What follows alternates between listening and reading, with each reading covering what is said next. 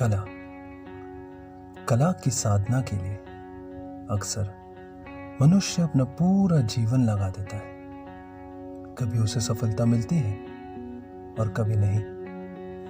लेकिन एक कलाकार की रुचि सिर्फ सफलता या विफलता में नहीं होती, बल्कि सिर्फ उसकी साधना में होती है। सिनेमा जैसी कला में भी सफलता और विफलता तो आई, पर साधना जारी रही। सन 1877 में अमेरिकी वैज्ञानिक थॉमस एल्वा एडिसन ने फोनोग्राफ का आविष्कार किया। फोनोग्राफ उस सदी का सबसे चर्चित मनोरंजन का साधन बना। चूंकि फोनोग्राफ में सिर्फ आवाजें ही सुनाई देती थी, इसीलिए एडिसन ने आवाज के साथ दृश्य भी जोड़ने का सपना देखा।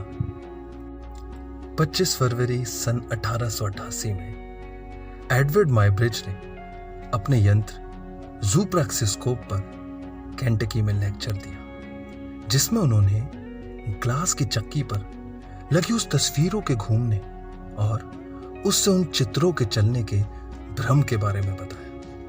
ये लेक्चर एडिसन और उनके lab assistant William Kennedy Laurie Dickson ने अटेंड किया। माइब्रिज ने बताया कि लेक्चर के बाद एडिसन और डिक्सन ने उनसे मुलाकात की और अपने यंत्र को एडिसन के फोनोग्राफ के साथ जोड़ने का प्रस्ताव भी दिया, ताकि लोग आवाज और चलचित्र का एक साथ साक्षात्कार कर सकें। लेकिन इस तरह का कोई गठबंधन कभी सामने नहीं आया। मार्च 1889 में एडिसन ने यूएस पेटेंट ऑफिस में क्लेम फाइल की, जिसमें उन्होंने एक मोशन पिक्चर डिवाइस के बारे में बताया और इस डिवाइस को नाम दिया गया काइनेटोस्कोप। काइनेटोस्कोप ग्रीक शब्द काइनेटो और स्कोपोस का मिश्रण था।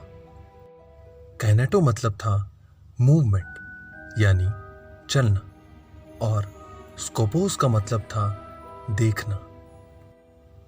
एडिसन ने अपने कर्मचारी डिक्सन को काइनेटोस्कोप को हकीकत बनाने की जिम्मेदारी सौंपी। डिक्सन ने एक कैमरे का आविष्कार किया, जिसे काइनेटोग्राफ का नाम दिया गया। काइनेटोग्राफ में 50 फीट की सेल्यूलाइड फिल्म को 40 फ्रेम्स पर सेकंड की गति से चलाया जाता था।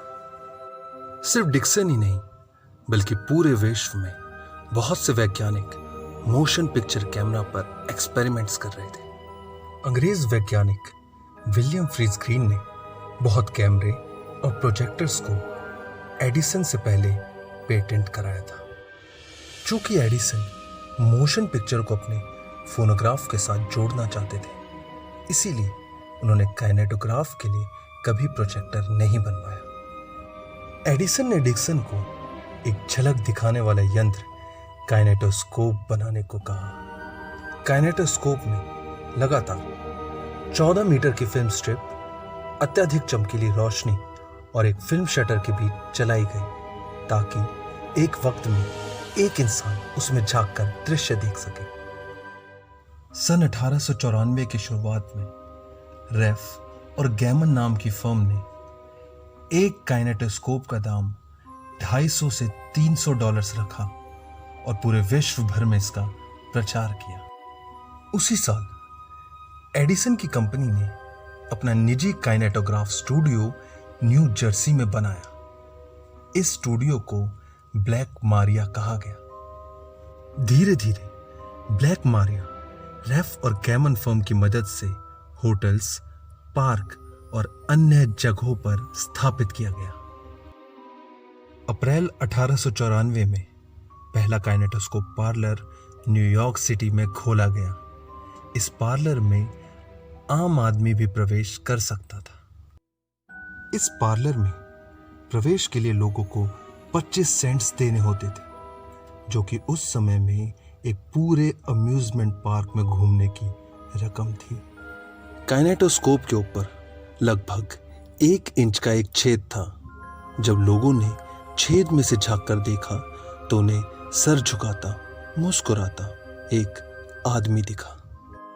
यह एक 3 सेकंड लंबी एक छोटी फिल्म थी जिसे डिक्सन ग्रीटिंग कहा गया।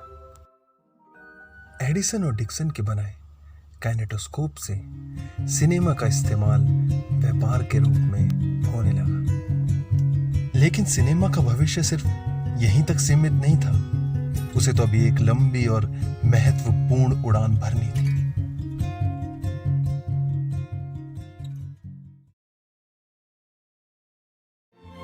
दोस्तों, सिनेमा के सफर में हमारे साथ जुड़ने के लिए सब्सक्राइब बटन दबाएं।